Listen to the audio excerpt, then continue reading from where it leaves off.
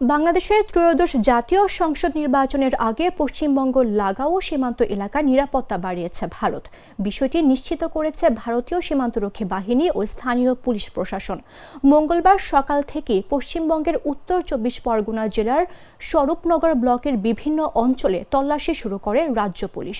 এদিন সকালে বসিরহাট পুলিশের উদ্যোগে স্বরূপনগর থানার পুলিশ তেতুলিয়া ব্রিজে তল্লাশি শুরু করেছে। এছাড়া সীমান্তে যাওয়ার সব রাস্তা ও অপরাধপ্রবণ এলাকাগুলোতে জোরালো তল্লাশি চলছে। ঘোজাডাঙ্গা সীমান্তে যাওয়ার রাস্তার লবঙ্গ মোড়ে সব গাড়ি থামিয়ে পুঙ্খানুপুঙ্খ তল্লাশি করছে পুলিশ। প্রতিটি গাড়ি থামিয়ে চালক সহ যাত্রীদের নথিপত্র খতিয়ে দেখা হয়।